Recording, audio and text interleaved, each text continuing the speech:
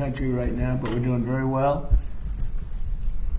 Most healthcare plans do not cover these benefits, but today I'm pleased to announce that the Department of Labor is issuing a new rule to formally create a fertility benefit option for employers that can be offered to all employees outside of their normal health insurance plans. It's a big deal. They were not properly taken care of. Katie Britt knows that better than anybody. That's right. Who called me and said, I must say I shouldn't admit this, but the first time I really heard about the fertility was through Katie. She said, "Sir, we have to do something." And I'm a quick study, so I learned everything there is to learn in about 3 or 4 minutes. That's right. And I became the father of fertility. That is true. No, it just made a lot of sense to me. She explained it well. And I hope you tell that story, what happened to you, that you were virtually attacked with a bad ruling from a court. They gave a very bad ruling, as you remember, in Alabama. Yep, you stepped in and saved the day and made sure that we had nationwide access to IVF, and have done so much since then, and we are so grateful. We had something passed within 2 days after That's that. great. So That's it's exactly really pretty right. amazing. You don't see that happen very often. But this will be supplemental option available to those who need it, much like vision or dental insurance. So we're bringing it right down into the mainstream. By offering coverage for care at every step, the fertility journey is a very interesting one, very complex it was, and we're making it much simpler. This will hopefully reduce the number of couples who ultimately need to resort to IVF, because challenges can be identified and addressed very early in the process. This is a new benefit. This is a benefit that so many people have called me about. I mean, it's incredible. Oz and Bobby, I can tell you, we speak about it a lot. So many people have called me about, we have to do this. They've been waiting for it for a long time. But this is a new benefit or an option that will be a major help for millions of American moms that will result in more beautiful American babies. We like that. To further reduce the cost of fertility care, my administration has negotiated unprecedented most favored nation agreements with all of the world's leading pharmaceutical companies and nations. You think that was easy? That was not easy. The nations in particular, I tell you. I had to challenge them with tariffs. You don't want to give us what you want? I'm putting tariffs on your nation. Sir, we'll give it to you immediately. Actually, you think Biden could do that? I don't think so. Nor did he try, Bobby, right? They didn't even try. He did not. They never tried anything. One drug commonly used in IVF has gone from, as an example, $966 to $168, a difference of 500%. This is the most incredible thing. It's not talked about by the fake news. It's sad because it's the biggest thing to happen. I think we're getting drug prices, prescription drug prices down by 400 or 500%, or depending on the way you want to phrase the question, you could say 400, 500, 600% Oz, and you could also say 80%, 70%, etc. It all depends on the way you phrase the question. I like the 500 better. And since we launched that website just a few months ago, it's called TrumpRx.gov.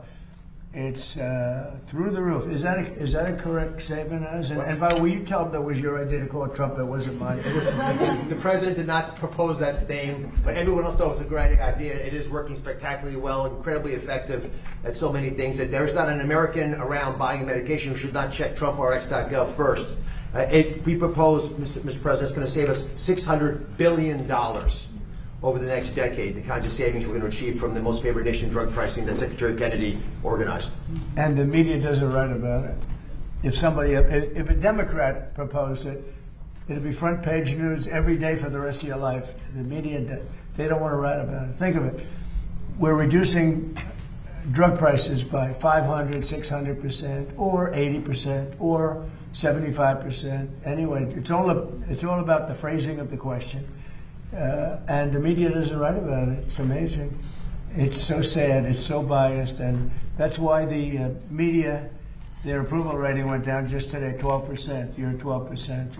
That's why I got elected with 97% bad stories. I won in a landslide because you have no credibility. So I wish the media would write about it. It's probably the biggest story. Certainly it's got to be maybe the biggest story in medicine, if you think. I mean, when you get drug reduction prices of 60, 70, 80%. A pill that costs $10 in Germany costs in New York City cost $130, $140.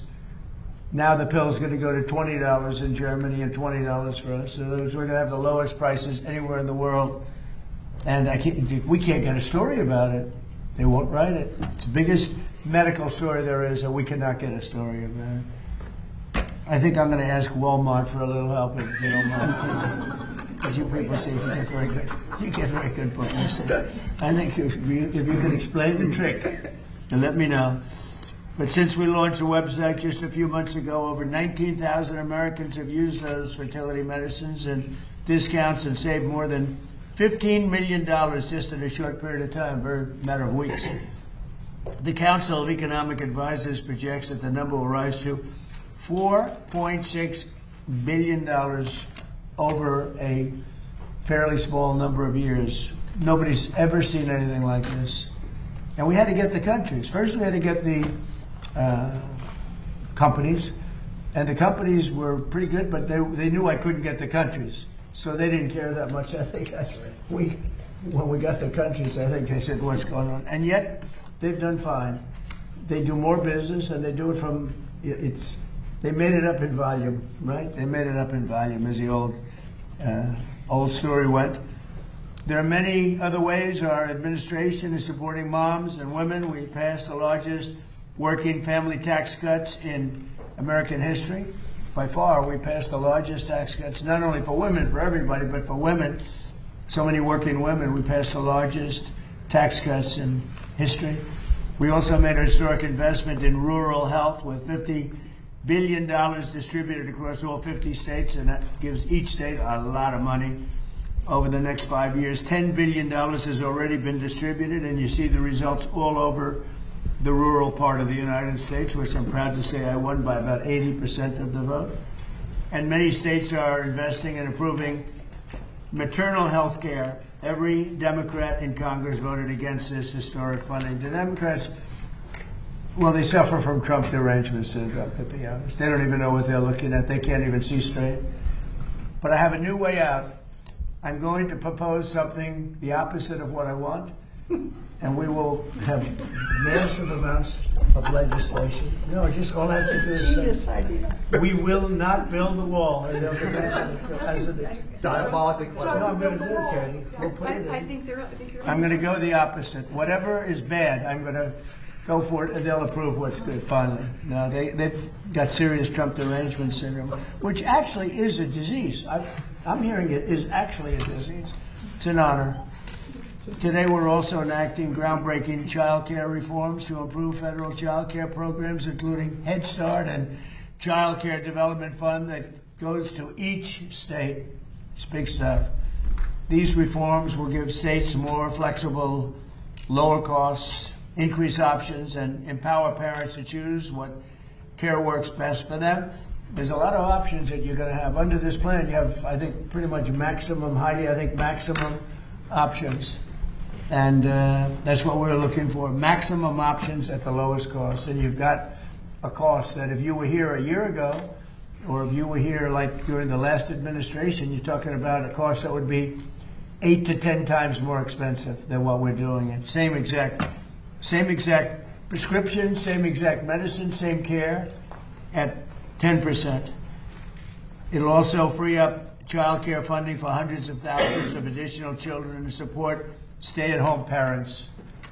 In recognition of this ambitious agenda to support American mothers, today we're announcing a new website that is online right now. It's moms.gov. Moms.gov. You couldn't have put that in the Trump deal. You had to give me a new one. Competition. This guy, he wants to make me work so hard. So explain moms.gov, would you please, Dr. Raz? Well, we're going to have a whole discussion about it, sir, a little bit later. If we could, we want Katie to speak a bit about the first issue you mentioned. But moms.gov is a beautiful site. Folks want to check it right now while we're talking. Yeah, you really should, and it's pretty incredible. Something that Senator Rubio and I tried to do, sir, but you're the one who actually did it, along with. Well, I like TrumpRx.gov. I feel like that. No, I love moms. I love moms, but I like TrumpRx.gov. You put me in there, I got to make sure it gives me competition now. You want her to work. That's all right. We're only kidding. I have to say we're kidding, otherwise they'll do. Trump and us had a major dispute. It was terrible. And Bobby broke them up. It was a terrible, terrible dispute. These people. I encourage every mom to visit this new page where they will find helpful information about addressing clinical care, pregnancy resources, nutrition tips, Trump RX, and Trump accounts. Trump accounts has been amazing for the kids. It's Michael and Susan Dell. They put in $6,250,000,000 started it, and that's another one that's gone through the Trump accounts, where young kids, they turn 18 or 20 or 21, and they feel like a billionaire. You used to say a millionaire, now you say a billionaire, but they certainly feel rich, as opposed to having absolutely nothing. It's so popular. So many people do it. We have people, in one case, took over the entire state of Ohio. It's putting up the money for every kid in the state of Ohio. Supporting the journey of American moms at every stage is so important to the success of our nation. I'd now like to ask Senator Katie Britt. She's the one that got me into this, I have to tell you. I hope she always remains loyal to me so I can continue to support her. You got it. I would hate to go against her. Got it. That will never happen, Katie, right? That's right, sir. But to say just a few words, she's really a fantastic woman. She's a great senator. And I got lucky. I was supporting somebody else, and then I realized that the somebody else wasn't very good.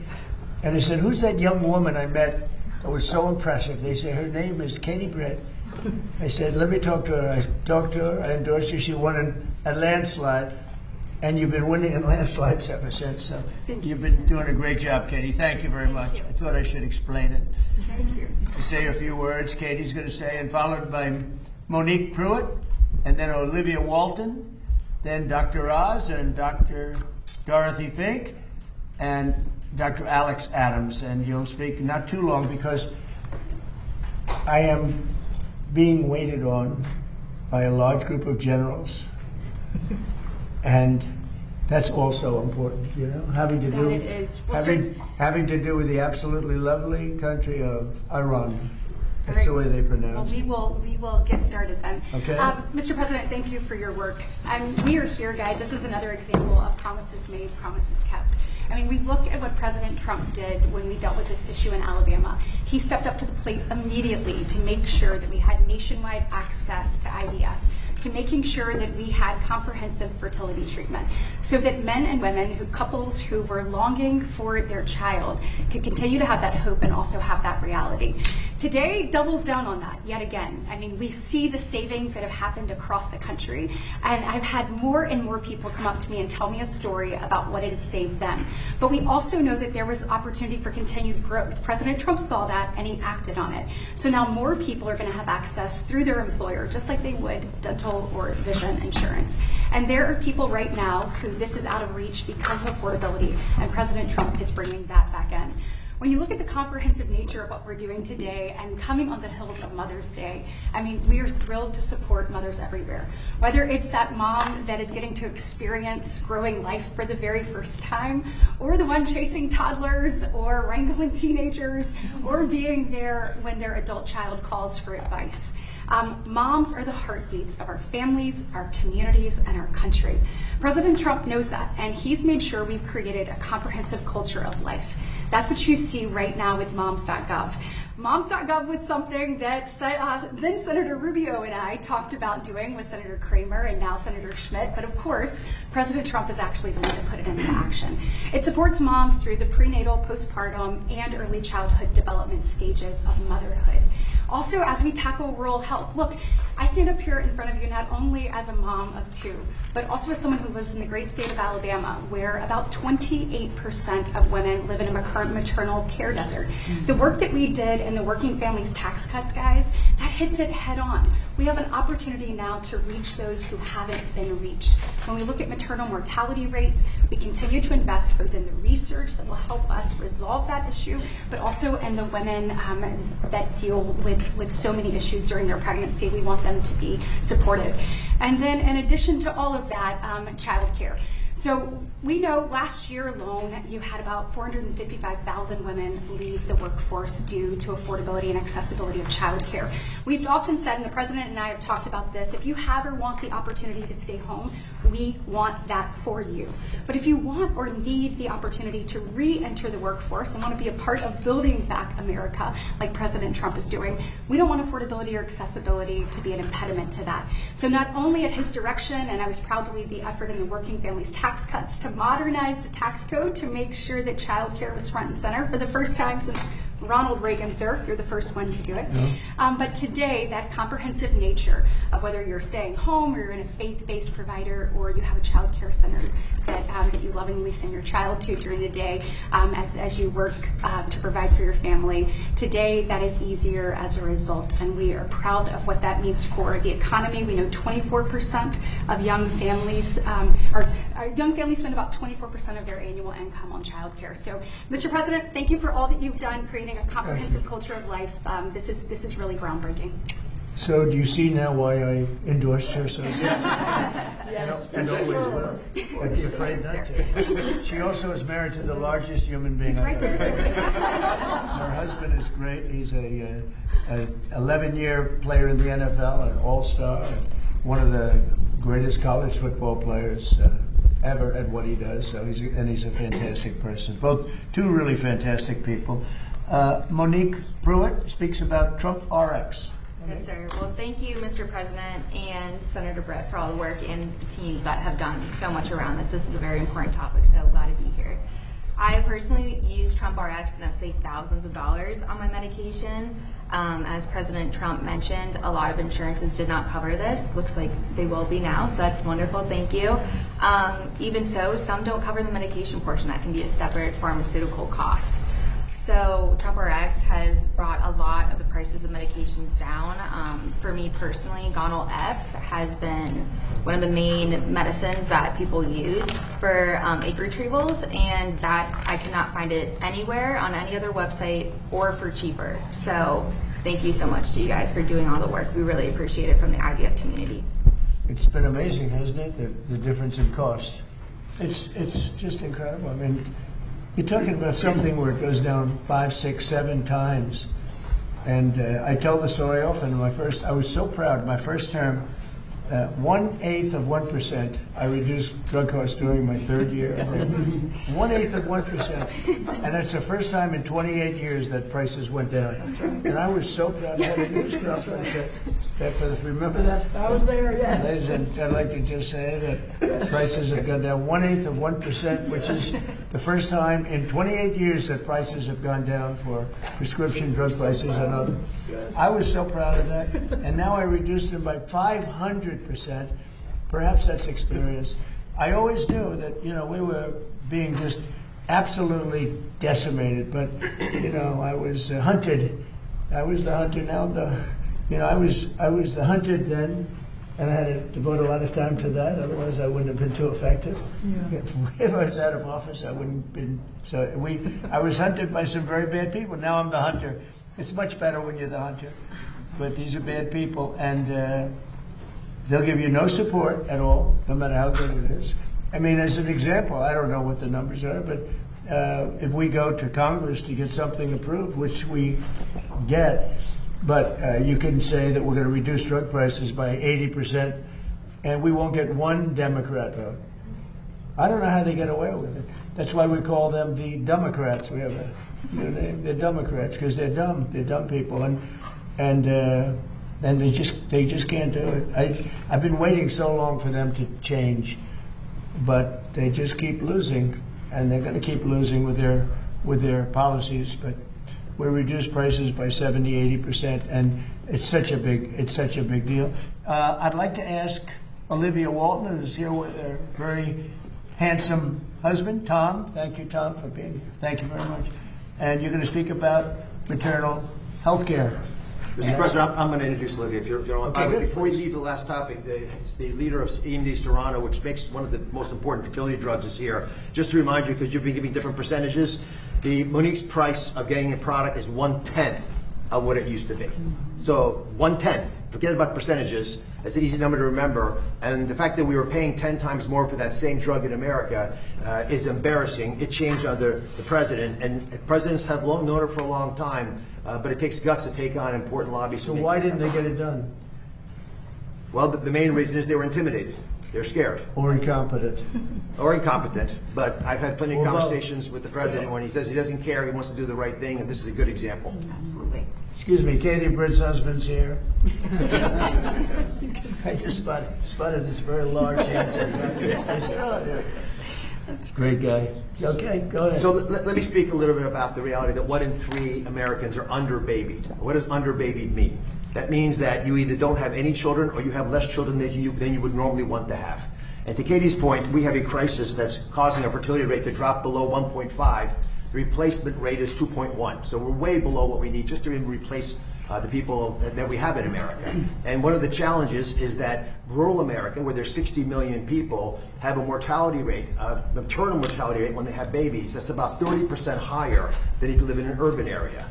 One of the ways the president wanted to address this was creating something in the Working Families Tax Cut legislation, which is, I think, the most ambitious, fantastic program ever written to help fix the healthcare system. The president saved Medicaid in the Working Families Tax Cut legislation. He also invested with Congress's help, and Senator Britt and her colleagues voted for this of the House, to put in $50 billion into rural health care. That's $10 billion a year for the next 5 years. All the money went out the door on time, and it's being used for incredibly beneficial advances to help Americans living in rural America have babies safely. Your zip code should not determine your mortality rate if you're having a baby. That is going to change. There's a great program in southern Alabama. They call it LA, Lower Alabama. I love that you know that. Yes, I've been there. And that is allowing us to use these new ultrasound probes now if you don't have an obstetrician in your county, because in many counties in LA, which is Lower Alabama, that is the case. We have states, and all the governors are embraced on this, investing a lot of money training more people to work in rural America, and we're also using telehealth tools, so you have big sophisticated urban centers adopting smaller facilities and clinics so they can help moms deliver babies wherever they may live. You don't have to drive across state to get there. Now, as great as this all is, and as fantastic as it has been to have 50 governors, in this case, Mr. President, even the Democratic governors are on board. It's such a good offer. It's such a beautiful way of keeping your people healthy that everyone's embraced this program. We still can't do it by ourselves. We have to invest in the American people. We have to have governors and private sector partners that make this happen, as well as, and I hope the Secretary can speak to this in a moment, because MAHA is probably vital to this effort. You have to get moms healthy enough to do the most creative thing the universe knows, which is making babies. So Olivia, maybe you can take the message around the private sector involvement and how you and your family have gotten involved in this and led the way, and maybe we can talk about MAHA afterwards. Sure, I would love to. And first, thank you so much, Mr. President. Thank you, Dr. Oz, and thank you, Secretary Kennedy. Thank all of you for making maternal health really a national priority. It's an honor to be here today with all of you. This $50 billion in rural health funds, this really represents a transformative opportunity to invest in maternal health care. And in fact, it's what's given us the confidence to launch Healthy Moms, Healthy Babies America, which is our campaign. It is bipartisan. Dr. Oz is right. Democratic governors across the country are also very interested in doing this. We have a simple goal. We want to cut the U.S. maternal death rate in half in 5 years.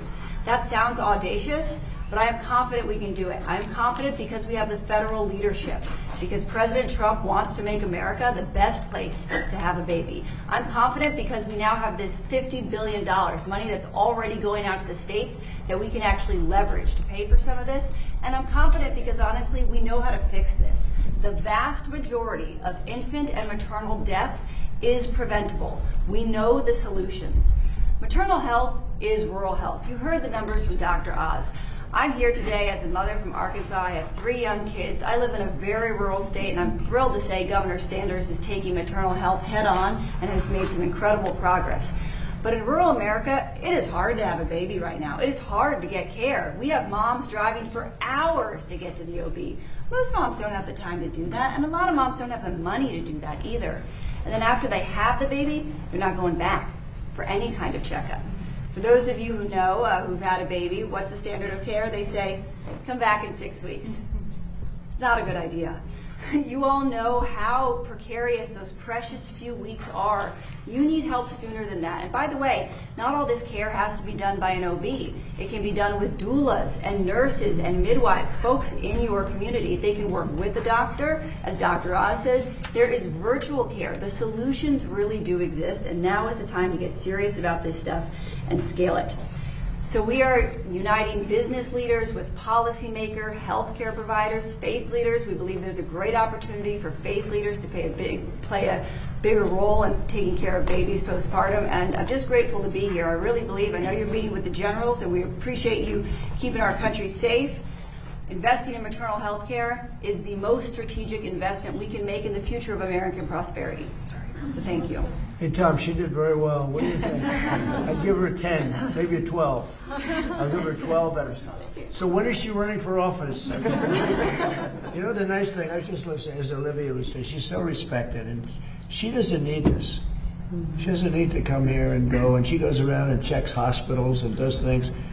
She really doesn't need it at all. She could be doing anything she wants, anything. And I think it's fantastic.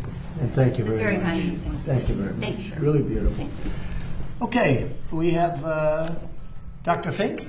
Oh, yes, right here. Dr. Fink, how are So you? good to see you. Nice to see you. Go ahead. Well, thank you, Mr. President, for your ongoing support of maternal and infant health. We recognize that the health of women and mothers are so deeply interconnected.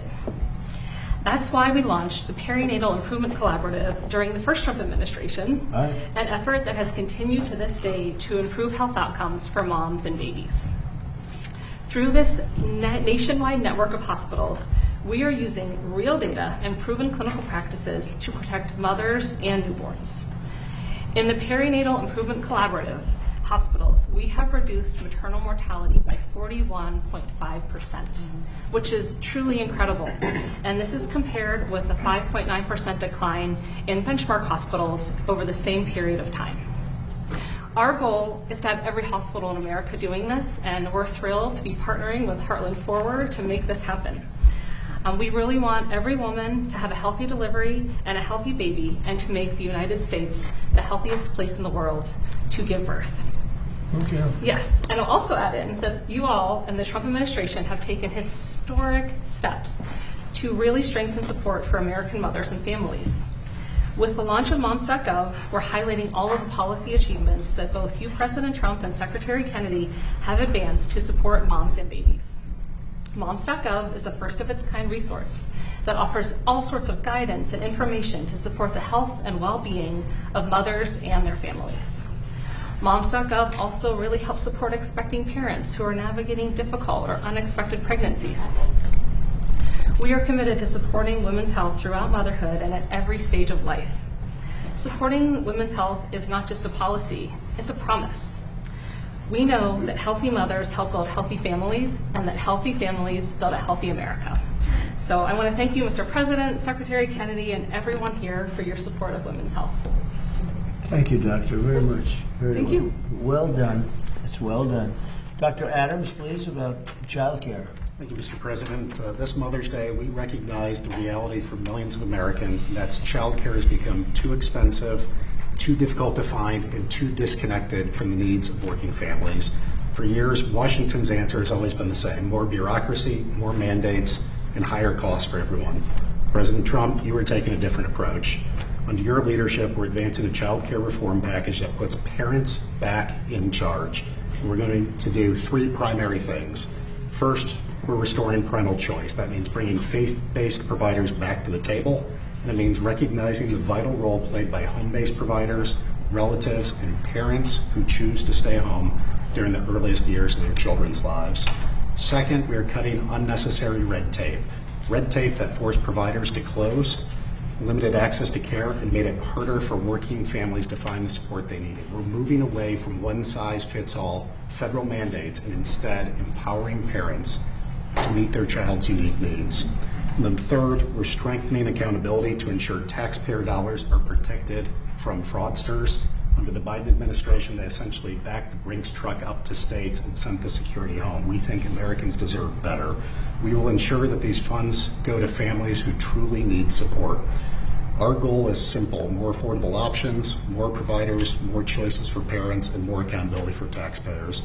Mr. President, your pro-family agenda recognizes a simple truth: strong families build a strong nation. And if I could just end on a personal note, Mr. President, I want to thank you for your leadership, and everybody up here for their leadership on fertility issues. My beautiful baby girl, Emerson, is a product of IVF, and I thank you for your leadership on that issue and sharing the joy of parenthood with many, many more American families. Thank you, sir. Well, thank you very much, Doctor. It's great to know. It's been really successful under this administration. And again, Katie, you were so helpful. Bobby, do you have something to say? Very, very briefly, Mr. President. I just wanted to stress what a huge win for the MAHA movement and for the pro-life movement moms.gov is. It is one-stop shopping for IVF, for prenatal care, for postnatal care, for nutrition, for baby formula, and of course for Trump RX. We have, as Dr. Oz pointed out, a fertility crisis in this country right now. We just found out that we've dropped out of 1.57%.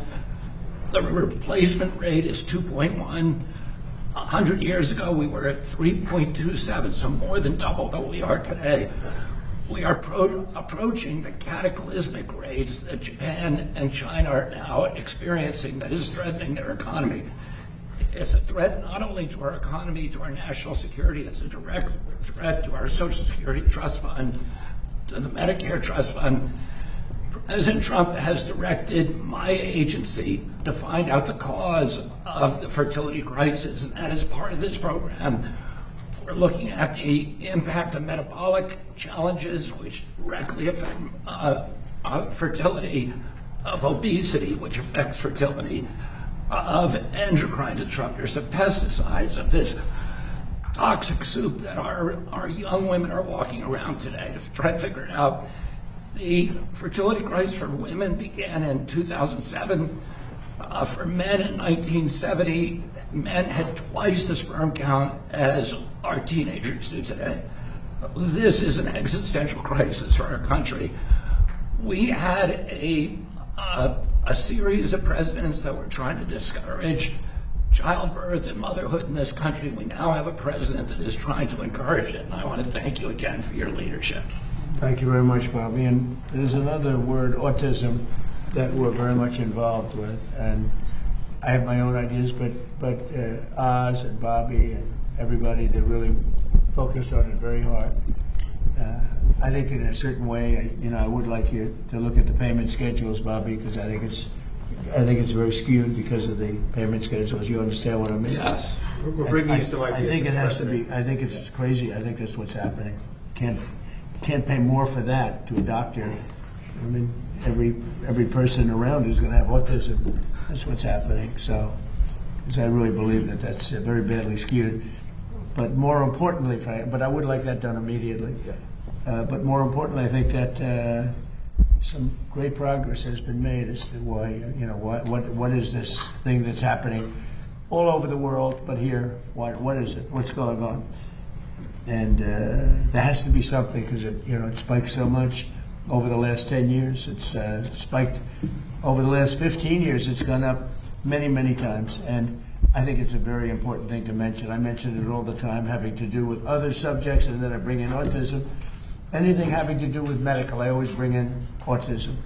On another topic, we're looking very seriously at natural 7-OH and getting that approved, natural 7-OH. And we'll take a look at that very strongly. I think Oz and everybody were looking to see if we can do something there. A lot of people are asking for it. And thank you very much for the work on that. And with that, do you have any questions? Mr. President, you mentioned that you were at the meeting with the generals on Iran. You rejected a deal from Iran over the weekend. Can you tell us anything about that proposal and what, if any, effort will be made to break this deal? Yeah, it was just unacceptable. A lot of people said, well, does he have a plan? Yeah, of course they do have the best plan ever. I mean, Iran has been defeated militarily, totally. They have a little left. They probably built up during this period of time. We'll knock that out in about a day. But I have a plan. It is a very simple plan. I don't know why you don't say it like it is. Iran cannot have a nuclear weapon. They're very dangerous. They're very volatile. It's a terrible thing that's happened over there. They've killed 42,000 people in the last 2 months. 42,000. At least that's what we know of. 42,000 people. They killed numerous people over the last week, but they killed 42,000 people a month and a half ago. They were unarmed protesters, not at all violent protesters. And they started taking them out, shooting them. So we're not going to let them. That's the plan. You know, people say, what's the plan? The plan is very simple. The blockade, first of all, was a part of military genius, just like Venezuela was military genius. We have the greatest military in the world by far. And we're stocked up with great ammunition. We have much better stuff than we did 2 months ago when we first did the attack, which knocked them for a loop. But very simple. Iran cannot have a nuclear weapon. It can't have it. And if they did have it, the Middle East would be gone, Israel would be gone, and they'd hit Europe probably next. We're doing the service to the world. And this has gone on for 47 years. Other presidents and leaders of other countries that have the power should have done it, but they didn't do it. But it's a very simple plan. Iran cannot have a nuclear weapon, and they won't have a nuclear weapon, and they didn't want to go that far. If you can believe it, they didn't. How stupid? Are they stupid people? They didn't want to believe it. They think that, well, I'll get tired of this, or I'll get bored, or I'll have some pressure. But there's no pressure. There's no pressure at all. We're going to have a complete victory. We've already, in theory, had a complete victory from the military standpoint. The military, look, their Navy is dead. They had 159 ships. Right now they have 0, other than the little speedboats that go around that got taken out 8 a day by us. They have no Air Force. They have no anti-aircraft. Now, they probably put the shoulder jobs into service over the last 3 weeks, probably. But essentially, they have no anti-aircraft. They have no radar. And frankly, their leaders have been killed at the first level, second level, and half at the third level. And then they come back and they want to negotiate, and they give us it's a stupid proposal. And nobody would take it, although Obama would have taken it, Biden would have taken it. What they took was far worse. So we stopped them twice. We stopped them when I terminated the worst deal probably ever made in the history of our country in terms of defense. That was the Iran nuclear deal penned by Barack Hussein Obama. That would have given Iran a nuclear weapon within a year. They would have had it years ago. I terminated that in my first term. And then when that beautiful plane right there hit them hard, we really hit them hard. And they told me, I want to just tell you this because they like to say, oh, well, maybe it wasn't that hard a hit. Iran told me very strongly, because they intend to give us the nuclear dust, as I call it. It's easier than talking about other terms because it's a term everyone knows. But the nuclear dust, which is what we hit, they told me, number one, you're getting it, but you're going to have to take it out because the site was so obliterated that there's only 1 or 2 countries in the world that could get it. It's so deep and got hit so hard that there's no way they have the equipment to move it. You and China are the only 2 countries in the world that could take it out. So we talked about it, and they said, you'll have to take it out because we don't have the capability of doing it. So for those people that like to say that those great pilots in those great planes, well, we just ordered 22 more of them, new and improved, that those great pilots didn't do their job. They did their job. At 1 o'clock in the morning with no moon, no light, no nothing, every single bomb hit its targets. And then, as you know, we shot some incredible things that nobody else has. Nobody has a military like we have. We shot the Tomahawks from a submarine 200 miles away, and that went on top of it. But every one of those, including the Tomahawks, every one of those weapons and shots hit perfectly. And they said to me, just to put it on the record, they said to me, there are only 2 countries in the entire world that could ever get that stuff out of there because we don't have the equipment and nobody else. They said China and the United States. So I just want to let you know, those pilots did an unbelievable job, very dangerous job at 1 o'clock in the morning. Think of it, no moon, no nothing. We had no light, purposely. And every single one of those bombs were right down an air chute in a granite mountain that exploded, and they are unable to get it, even if they wanted to. But we're not going to take a chance, so that's part of the deal. So, sir, you said that they agreed to allow the removal of all their enriched uranium? Yeah. Well, they did 2 days ago. They didn't. Okay, they did 2 days ago. They said you're going to have to take it. We were going to go with them, but they changed their mind because they didn't put it in the paper. So when they sent us this document that we waited 4 days for, that should have taken 10 minutes to do, look, very simple.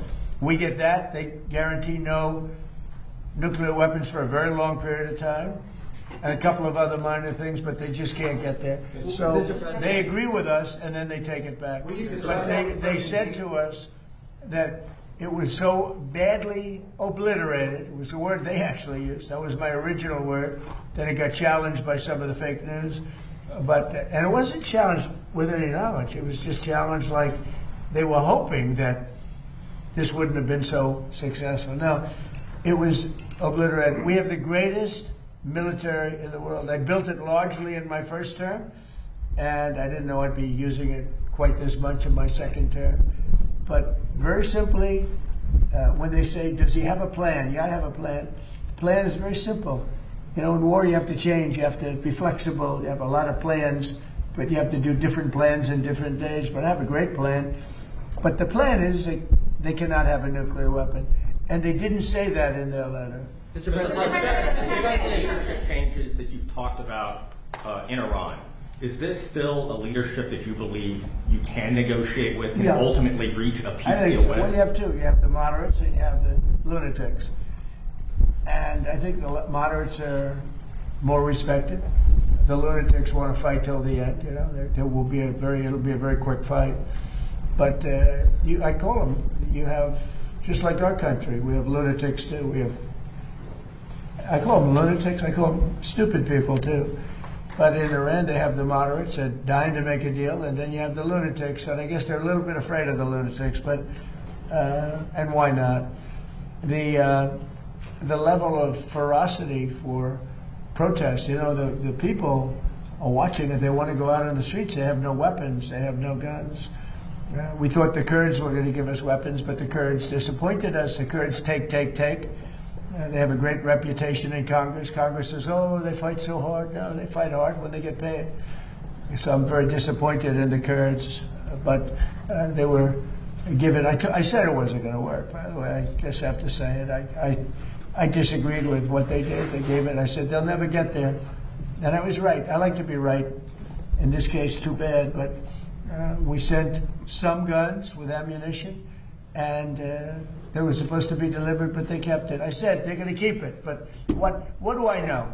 I've only been doing this a short period of time. What do I know? For the time being, the ceasefire remains in place? What? For the time being, the ceasefire remains in place? You know, it's unbelievably weak, I would say. I would call it the weakest right now. After reading that piece of garbage they sent us, I didn't even finish reading it. They said, I'm not going to waste my time reading it. I would say it's one of the weakest right now. It's on life support. They understand these are all medical people.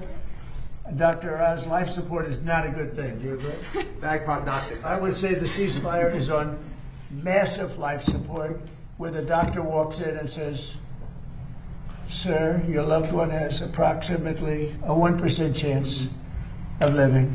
Yeah. Mr. President.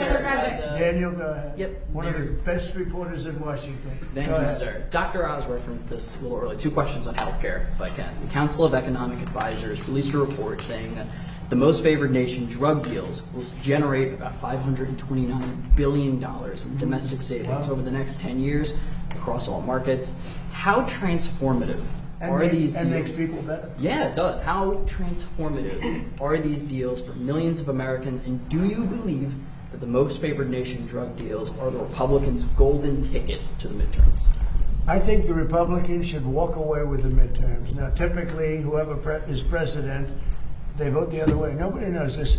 Do we have a psychiatrist in the group? Nobody knows why, because I think we've had the best president. A lot of people have said, even some radical left lunatics have said that we've had the best presidency, the best first year of any president. Look, I stopped 8 wars, got the largest tax cuts in history, the largest regulation cuts in history, all the things we've done. so many, like all of this that we've done, medically we've done so much. We did a thing called Right to Try in my first, and I could never understand it when I was a civilian, which wasn't so long ago. I haven't been doing it that long, but I always used to marvel at the fact that if they had a great drug and it had to go through the FDA, and the FDA guarded it and said you can't use it, and if a person was terminally ill and the drug was showing great promise, the person's terminally ill, they wouldn't give it to the person because they didn't want to hurt the person.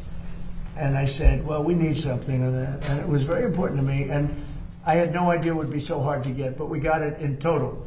We got it in full. It's called Right to Try. That if you're terminally ill, you have the right to try a drug that has not gone even anywhere near final. If it shows even a little promise. And we've saved thousands of lives. It was very hard to get because the insurance companies didn't want it, the doctors didn't want it, because the doctors didn't want to be blamed. The drug companies didn't want it because if it didn't work, they didn't want it on their record. So what we did is we said, we're not going to count it on your record. If somebody's terminally ill and they take the drug, it doesn't work, we're not going to count it on your record. We'll have another record, a little smaller one that not a lot of people look at, but we're not going to count it on your record. So Right to Try has been one of the great successes. Again, nobody talks about it. We've saved thousands of lives, but you know what is maybe even more important? We've learned very quickly that some drugs work and some drugs don't. In other words, some drugs take a person who's terminally ill, and there are numerous cases, and without waiting 7 years, 10 years, by the way, we think we've cut it in half, but you do need a period of time. Without waiting many, many years, we know the drug works because we've taken people that were dead. We had a person given the last rites, God. The kids are crying and started them on this drug, and the person became better. It works, and some don't work. But you learn really fast. It's called the ultimate test, I think, right? They test all these things. They use animals all over the place. They use everything to test. Person's going to die. So they didn't want it because they didn't want to be sued for, the drug companies didn't want to be sued if it didn't work. The country didn't want to be sued. So I got everybody into a room and I said, we're going to do this, but if anybody uses it, they have to sign a document. They sign a very strong document that they're not going to sue the doctor. They're not going to sue the country. They're not going to sue the manufacturer, the pharmaceutical company. They're not going to sue anybody, but we're going to give it a shot. It has been, Right to Try has been so successful. It's been amazing. Nobody talks about it, but everyone knows how successful. Mr. President, there was a young man that we visited actually in Los Angeles, who was taking advantage of this program. Katie actually spoke to him by phone. It's from Alabama. That he reached out to you directly, and this is the same program that benefited him. And just to put numbers on the Council of Economic Advisors, it's between 500 and whatever it was, 30 million that you said, and $700 billion in savings. So we estimate at $600 billion in total savings, and the impact on the American people, Mr. President, is 1 in 3 Americans leave a drugstore without their medication because they can't afford it. Even though they got a doctor's prescription, they know they can make a difference in their lives. That will no longer happen with the most favored nation drug pricing. And we're giving drugs like which, as you call it, the fat shot, the weight loss drugs to all beneficiaries of Medicare. Every senior in America can get them for $50 starting on July 1st. These are just inconceivably good prices, and they're so good, in fact, that we actually save the taxpayer money by reducing the downstream effects of obesity, diabetes, and hypertension. Mr. President, all possible because you took brave action. And again, the quick question we should be asking ourselves is why didn't this happen a decade ago? Katie, what do you think about that young man? That he has a new lease on hope, and it's because of you. I talked to his parents, and they said, we feel so good about our country that we literally have the President and Dr. Oz and Secretary Kennedy doing everything possible to give our son a fighting chance. They said before, no one was listening, but you, Mr. President, took action. And Will Roberts, he is such a great young man. Well, Right He's to Try inspired is, so many people. Nobody talks about We're it. with him. Thousands of people, but it's also like this incredible laboratory of people that they're finished, they're terminally ill, they're not going to live, and we weren't given. And this went on for years. This went on. Madam Secretary, you're doing such a good job with prices, agriculture. How's the beef going? We got to get the beef down. We're working on it. It's the only thing, we got to get the beef down. But It's becoming more affordable. This was so incredible because. And I marveled at it for 30 years and say, why? I'd have friends that were terminally ill. You'd meet people. They were really in bad shape. They weren't going to make it. And they couldn't get a drug that looked like it was going to work. They couldn't get it. They asked me to get it. You have contacts. Could you get it? You couldn't get it. You go to jail if you get it. And they're going to die. They'd die 3 weeks later, 4 weeks later. And we're saving a lot of people that were gone, that were terminally ill. And what we're doing is producing almost immediately. You can almost immediately approve these drugs. But it was very, look, legally it was a disaster because everybody would be sued. The problem is somebody would die and then they blame the drug and then the drug company gets sued, the doctors, the country gets sued. A member of the family goes crazy and you're settling for millions of dollars because you killed somebody that was going to be dead in 2 weeks. So I did that and I'm very proud of it. The other thing, doctor mentioned the fat drug. So think of it. $87 it would sell in London and $1,300 in New York for the exact same box made, I won't name the company, made by the same company in the same facility. $87 in London, $87 in Heidelberg, $87 in Paris, $1,370 in New York. And this went on for a long time. And I want to say, he could be a famous guy. He's begging me not to release his name. He's a very highly neurotic, very fat, sort of a fat slob, I would call him. But he's a brilliant man. We know many of those people. He's a brilliant guy, actually. But he said, President, what the hell's going on here? He didn't need the money. He's rich as hell. But he just couldn't understand why he had to pay so little in London. He went to London, and he couldn't understand it. He said, this is crazy. And it actually motivated me in a certain way because he was very smart. He did a study. He actually sent his people, and he traced this medicine, and he found out it was the box here is the same box as he had in New York. It was made in the same plant, and it cost 10 times more here than it did in London. And that there are worse stories than that. And I said, that's it. It's over. We're going to do it. That got me really motivated. He's begging me not to release his name because he is a well-known person. And I so destroyed his reputation in terms of his physicality that he just doesn't want me. I said, you've had a big impact on medicine because you got to be better than any normal person could have, He said, no, I don't want to. Okay, yeah, please. Yeah. But what do you hope to get out of the summit in China, and how much has the war in Iran changed the agenda? Look, I have a great relationship with President Xi. We're doing a lot of business, but it's smart business. We used to be taken advantage of for years with our previous presidents, and now we're doing great with China. We make a lot of money with China. I have a great relationship with President Xi. And I think you can see that with the fact that in Hormuz, they get a big percentage, 40% of their oil from Hormuz. There's been no ships coming in, no nasty ships coming in that we end up in skirmishes with. He'd like to see it get done. He doesn't want to see, I'll tell you what, look, I respect him a lot, and hopefully he respects me. He didn't respect our previous government, that I can tell you. The guy couldn't talk. It was ridiculous how that ever happened. Our country was hurt so badly the last 4 years. I say it all the time. It was the king of Saudi Arabia, but everybody says we were a dead country a year and a half ago, and now we're the hottest country anywhere in the world. And you know that better than anybody. You see that. Olivia sees that. You see it in the numbers. Look at the numbers. Look at the stock market. The stock market is now higher than it was when this war started. So I thought that would go down 20-25%. It was fine. I'm willing to say a terrible expression. Take a bullet. It's a terrible expression, especially when it's used by me. But I am. I'm willing to take a bullet for the country. And I said, look, the stock market's going to go down, but we're going to have a threat of lunatics having a nuclear weapon. I deal with them. I say it to them. I say, you people are crazy. I deal with them. They talk differently. I say, you're crazy. You're crazy people. You're nuts. You're not having a nuclear weapon. They think they can talk me into it, and they don't do very well with it. But they know how I feel. They can't have a nuclear weapon. They would use it within an hour after getting it. If the Obama deal wasn't terminated by me, they would have had it 6 years ago. And they would have used it immediately on Israel and also the rest of the Middle East. You saw that when they started shooting rockets.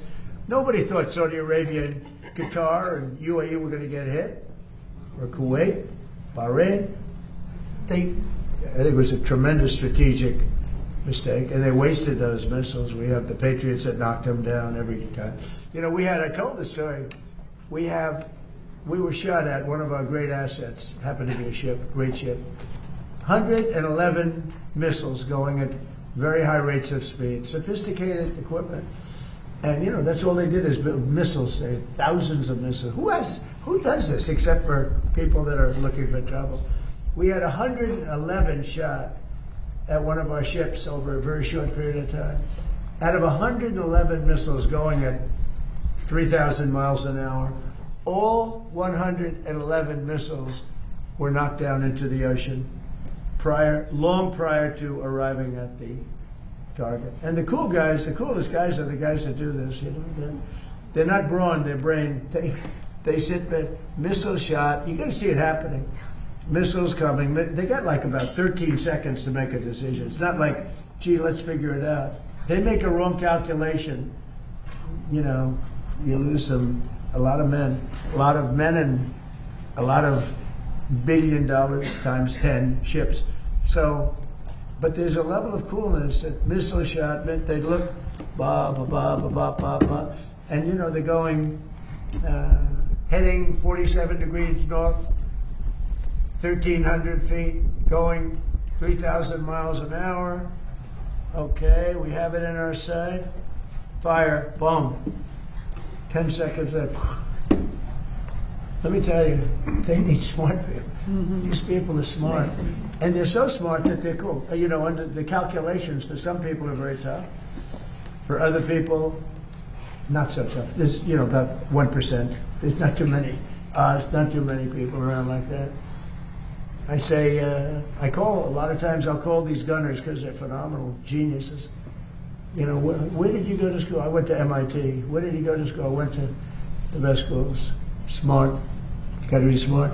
We have the greatest military in the world. Okay. Mr. President, back to motherhood. Your one big beautiful bill. I like that. Because this is about motherhood, not about the beautiful country of Iran.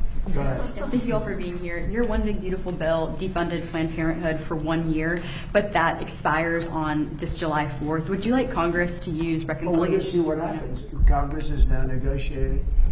We've been very good for the people that want it, for the people that are here, and we'll see how that goes. It's been a very thorny, to put it mildly, it's been a very thorny issue.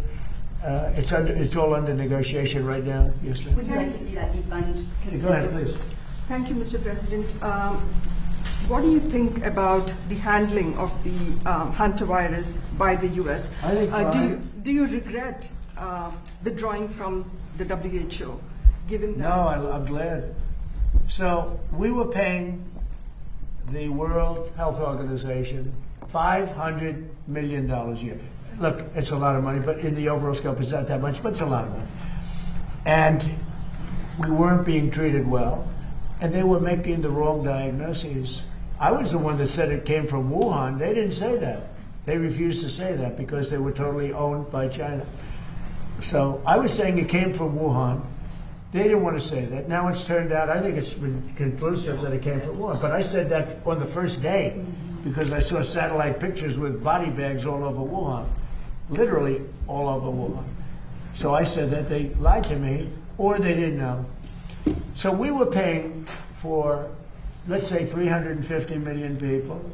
We were paying $500 million a year to the World Health Organization. That's a lot of money. What the hell are they going to do with that kind of money?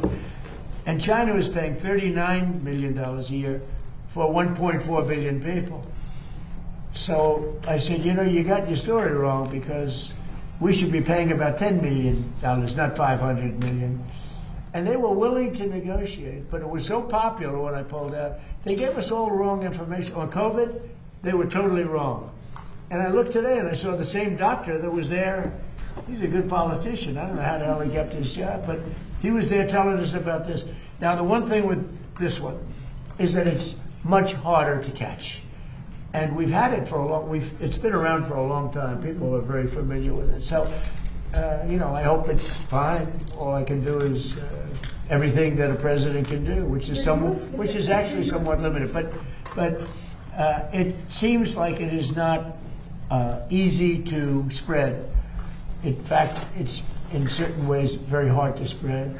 We've lived with it for years, many years, and we think we're in very good shape. We're very careful. And Nebraska has done a fantastic job. They have a place there that those doctors are unbelievable, the job they've done. Yeah, please. Mr. President, are you going to suspend the federal gas tax?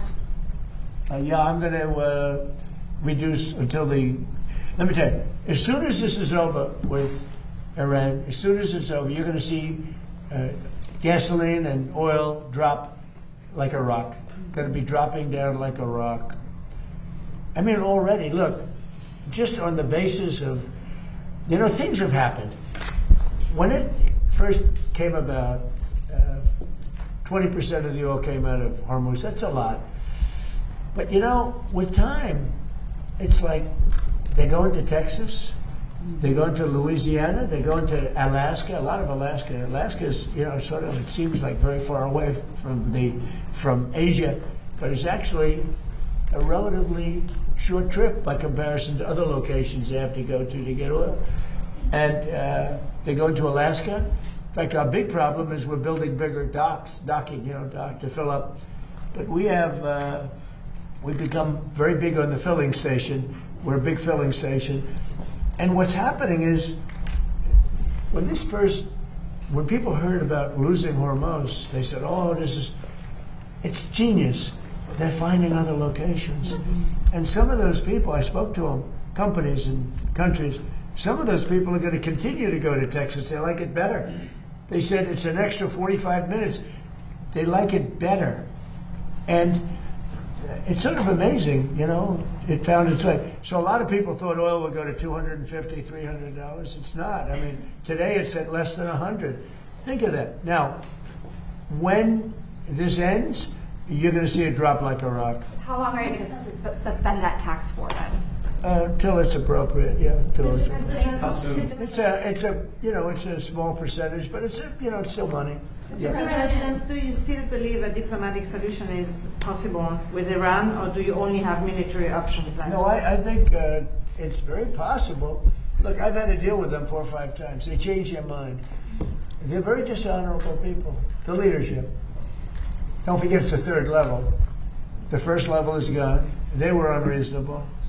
The 2nd level was more reasonable. The 3rd level, nobody wants to be president, They say, who wants to be president? There's nobody raises their hand, But they change their mind. I've had that in business many times. The mind changes, you call them. These people that you make a deal, and then the next day they send you a document that takes 5 days to get there when it should have been there in 20 minutes. It's a pretty simple document. They will never have a nuclear weapon, yeah? Thank you, sir. I was speaking with Claire Lai this morning. She's the daughter of Jimmy Lai, and she told me that she's been praying and hoping that you'll be the one that brings her dad home. She says of any administration, she thinks you're the one that could do it. Do you think said Jimmy Lai? Jimmy Lai's daughter. And there's another gentleman, a minister, pastor, as you know. I'll bring them both up. I brought it up before. Jimmy Lai I brought up. The other one I just heard about this morning, actually.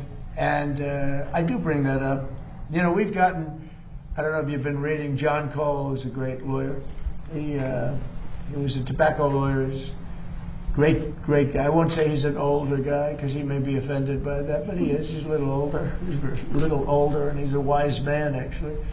Made a fortune with the tobacco. He did the first tobacco lawsuit.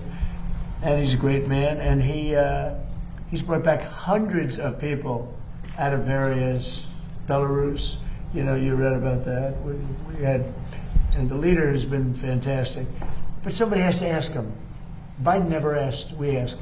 And we're getting hundreds of people out of confinement and prisons that shouldn't be there, and hundreds, and many of them aren't even citizens of the United States. They're people that have been captured in some form, ministers, and people that are really innocent people, and they're being held captive. And I bring up Jimmy Lai. Now, Jimmy Lai, he caused a lot of bedlam. I don't know. It's like saying to me, if Comey ever went to jail, would you let him out? It might be a hard one for me. Does that make sense? It might be a hard one for me, because he's a dirty cop. But Jimmy Lai isn't that way. But Jimmy Lai, he caused lots of turmoil for China. He tried to do the right thing. He wasn't successful, went to jail, and people would like him out, and I'd like to see him get out too. So I'll bring him up again. I had brought him up. There's another gentleman, a pastor, as you know, with a beautiful daughter and son-in-law that would like to see him get out. I'm going to bring his name up. Mr. President, what about Taiwan? Do you expect Taiwan to come up in your negotiations? Yeah, it always comes up. It always comes up. It's. I used to say Ukraine would. 4 years you never even heard the word Ukraine. It was never going to happen. And it was handled so badly, Ukraine. Ukraine should have never come up. They lost last month 25,000 soldiers, both sides. 25,000. They're losing on average 25,000 soldiers. It's like a meat grinder. It's horrible what's happening. That would have never happened had the election not been rigged. That would have never happened. And Putin and I would talk about it, but there was never any, he would have never done it. Taiwan, I equated a little bit to that. If you have the right president, I don't think it'll happen. I think we'll be fine. I have a very good relationship with President Xi. He knows I don't want that to happen. Very far away, very, very far away. We're just at 9,500 miles. We're 9,500 miles. He's 67 miles. It's a little bit of a difference, but there's a lot of support for Taiwan from Japan and from countries from that area. Do you think we should still be selling them weapons? The United States should Well, still I'm going to have weapons that discussion with President Xi. President Xi would like us not to, and I'll have that discussion. That's one of the many things I'll be talking about. We'll have he and I have gotten along well, other than with COVID. I was not. I was just not accepting of what happened with COVID. But other than that, he and I have he's a great gentleman. I find him to be an amazing man. And when I say that, the press always says, "Oh, that's terrible that he called him." He runs 1.4 billion people with a pretty iron fist. He loves his country, I can tell you that. President Xi. I look forward to being there. And if he felt anything, we wouldn't be doing it. But a lot of good things can happen. Now, we'll be talking about, he'll bring up Taiwan, I think, more than I will. But I think that a discussion will be a little bit about energy and about the very beautiful country of Iran. Mr. President. And by the way, Iran is a beautiful country, but it's got people running it now that shouldn't be there, perhaps. Mr. President, just a couple questions. Outside of these amazing benefits from employers for IVF, there are a lot of women out there who either they work part-time or they self-pay for health insurance. Is there an option for cheaper IVF for those women? And what would you like to know? For IVF, bring it down to the cost that's associated. I don't know. Olivia, could you answer that question, please? We're trying to make putting her through a little training here, Tom. Let's see whether or not she's got it. I have no doubt she does. Go ahead. Just a softball from the president. At Healthy Moms, Healthy Babies America. Let's give this one to Olivia. We are focused on making America the safest and best place to have a baby. The IVF question, I think you'll probably be better hit by Senator Britt and Dr. Fink and others. Yeah, so what we're trying to do is obviously make sure that people have greater access and the affordability goes down. We did that obviously with what you saw from the president last year and the 2 different announcements he made. We've seen, over, thousands of people have more access with regards to affordability. I think we've saved about $15 million, but we know that this is going to go up to the tunes of billions of dollars with what we're doing here. With being able to allow employers to do this, we think it will ultimately drive down to each and every person. So that is the point. The more that people are able, we want to get, as Secretary Kennedy said, we want to get to root causes as well. So we want to make sure that we are treating the entire issue, not just putting a Band-Aid on it and moving on. We want people who want to bring life into the world to have that opportunity. We do believe that this will do that. So a combination of allowing this to be available, but then also the affordability element. I think it's down, as he said, I mean, some of these drugs down 80% from a year ago, some down 40% over a year ago. So it's a really exciting time, and we do think that this will ultimately be able to reach all Americans. But a lot of people don't realize it's available. I spoke to people, they don't know about the Trump, they don't know about any of these things that, where you're saving so much money, where they can actually afford it. When you get prices down to just a tiny fraction of what they used to be, that's one of the reasons I don't need it for myself. I get enough publicity. But I needed to inform the public. A lot of people, like your question's a good question, but a lot of people don't know IVF and so many other things that could help them, that they assume it's so expensive, it's not within their price range, and they're not going to be able to afford it or even think about it. And then they hear about these numbers, and in addition, there's some help that we give them beyond even the low numbers. Mr. President, only 1 in 3 Americans know what TrumpRx.gov does. It would be a great service. I know he kids you a lot about this not getting reported on appropriately, but there is no excuse to buy a drug in America and not check TrumpRx.gov just to make sure you're getting the best price. So think of it as a transparency site. And sir, we've got tens of millions of people who are going to it, but there's hundreds of millions of Americans. So we have got to get Americans to realize. You mentioned fertility.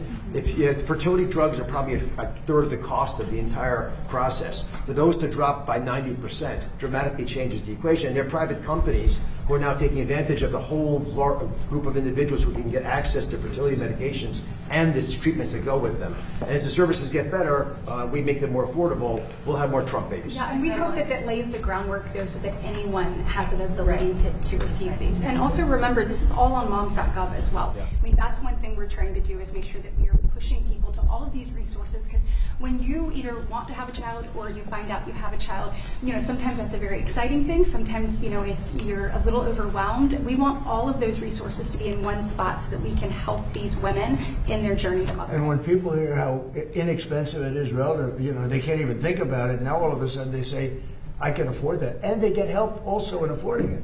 There are ways of getting help to afford even those low prices. How about one more last question, please? Thank you, Mr. President. What do you say to infectious diseases experts who say they are worried the country may not be prepared to deal with something like hantavirus because of all the HHS, funding and staffing cuts? Well, I think we take care of that. Do you want to answer that? It's just not true. Jay Bhattacharya has taken this task on. Secretary Kennedy is involved with them. You can speak to perhaps even better than, frankly, best in the room. But the country is prepared, and the CDC is focused on it. And the agency is well aware of the opportunities to actually treat this problem, not just try to prevent it in the future, but treat it if it happens now. Secretary? Yeah, I mean, we've had CDC teams on it from day one. I was speaking with the University of Nebraska since the second day of the outbreak. I was speaking with Governor Pillen of Nebraska. We had a CDC team at Tenerife. We had airplanes ready to take the patients, the 17 patients, off the vessel and transport. 2 of them went to Atlanta. One of those was symptomatic. They're in a biocontainment lab in Atlanta. The other 16 are now in Nebraska. One of them is symptomatic. He is in the biocontainment lab. The other ones are being tested and supervised and given plans for going home. We have this under control, and we're not worried about it. But the CDC took 4 days after the WHO issued its, alert. Why was it? Why did it take the US 4 days to issue an alert? It's not true. As soon as we determined that the virus was out there, we issued an alert. The alert means nothing. They acted very quickly. I saw the alert. Give me. They acted very, very quickly, and it looks like, and can't bet anybody's life on it, but it looks like it's just a disease that we've had around in a very small way for a long time. Not a good one to catch because, you know, it's a very severe disease if you catch it, but it's very hard to catch. Daniel, did you have a question? One last one. Senator Burt mentioned the website moms.gov. One of the policies that's on there are the Trump accounts, right? They're getting ready to go live this summer. When you speak to young parents, this is one of the policies they repeatedly bring up about how impactful it will be for them. Can you just talk about why Americans need to know about this and how important it is for younger parents to give their kids a head start? So we've done more for young parents. I guess it's the way you could say it. It's a great, beautiful term. But we've done more for young parents than any administration ever in history. And we're going to continue to do so. This is, look at the people up here. They're all like brilliant. I'm one of the young ones, you know. I'm a similar age to all of you. Very similar. I feel the same as them. I actually feel, you know, I don't know what this is. I feel the same as I did 50 years ago. Yeah. It's crazy. Someday there'll be a day when that won't happen. I'll let Bobby and Oz know, you know? It's not quite the same. But I feel literally the same. I don't know why. It's not because I eat the best foods. Maybe they are the best foods. Who knows what the best foods are? Maybe junk food is good and the other food is no good. I know people that eat the best food. They go to a restaurant, they have celery, and I don't want, and I'll have steak and everything else. And I say, "How you doing?" Well, it's over for me at a young age. Right? And all they do is watch it. I know many, many people that all they do is watch their weight, their this, their that, and they kick the bucket. And here we are. I feel great. Thank you, Daniel. Thank you very much, everybody. Have a good time. Thank you, Press. Pulitzer Prize. Thank you, Pulitzer Prize. Thank you, Press. Thank you, Press. Thank you, guys. Thank you. Thank you, Press.